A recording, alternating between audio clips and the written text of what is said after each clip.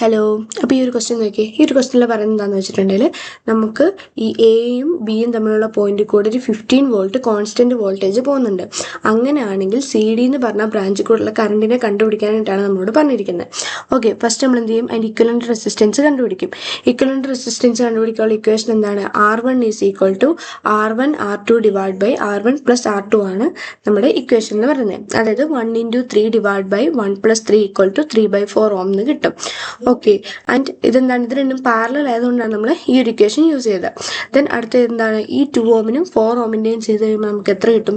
2/3 ഓം എന്ന് കിട്ടും. അപ്പം R1ൻ്റെ വാല്യൂ എന്ന് പറയുന്നത് 3/4 R2ൻ്റെ എന്താ പറയുക ഇക്വലന്റ് റെസിസ്റ്റൻസ് എന്ന് പറയുന്നത് 2/3 കിട്ടും. ഇനി എന്താണ്? അതിൽ ടോട്ടൽ റെസിസ്റ്റൻസ് കണ്ടുപിടിക്കാനായിട്ട് നമ്മൾ എന്ത് ചെയ്താൽ മതി? RAB കാണാനായിട്ട് R1 + R2 ചെയ്യുക. അപ്പം നമുക്ക് എത്ര കിട്ടും? 17/12 എന്ന് കിട്ടും. ഓക്കെ, ഇനി ഈ ടോട്ടൽ കറണ്ട് കണ്ടുപിടിക്കണം അല്ലേ? ടോട്ടൽ കറണ്ട് കണ്ടുപിടിക്കാൻ നമുക്ക് എന്ത് ചെയ്താൽ മതി? Voltage divided by resistance of AB ചെയ്താൽ മതി. അപ്പോൾ നമുക്ക് എത്ര കിട്ടും? 15 ഡിവൈഡഡ് ബൈ 17/12, അതായത് നമുക്ക് അപ്രോക്സിമേറ്റ് ആയിട്ട് 35.29 ആംപിയറിന് കിട്ടും. ഓക്കെ, ഇനി ഈ രണ്ട് പാരലൽ ബ്രാഞ്ചസിലുള്ള എന്തിനെ കണ്ടുപിടിക്കണം? നമുക്ക് കറണ്ടിനെ കണ്ടുപിടിക്കണം അല്ലേ?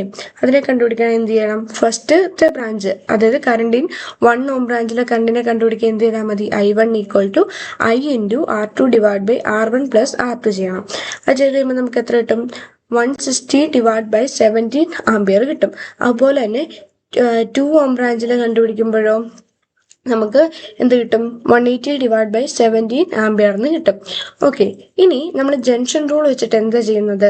സി ഡിയിലേക്കുള്ള കറണ്ട് കാണാനായിട്ട് ICD ചെയ്യും, അതായത് I1 - I2 ചെയ്യും. അപ്പോൾ നമുക്ക് എത്ര കിട്ടും? 116 ഡിവൈഡ് ബൈ 17 -180/17 കിട്ടും, അതായത് -20/17 ആംപിയറിന് കിട്ടും. ഓക്കെ, അപ്പോൾ നമ്മുടെ കറണ്ടിൻ്റെ മാഗ്നിറ്റ്യൂഡ്, അതായത് CDയുടെ വാല്യൂ നമുക്ക് എത്ര കിട്ടും? നമ്മൾ ചെയ്ത് കഴിയുമ്പം അപ്രോക്സിമേറ്റ് നമുക്ക് 2.0 എന്ന് കിട്ടും. ഓക്കെ, അപ്പോൾ നമ്മുടെ ആൻസർ ഏതാണ്? ഓപ്ഷൻ 3 ആയിരിക്കും നമ്മുടെ കറക്റ്റ് ആയിട്ടുള്ള ആൻസർ. ഓക്കെ.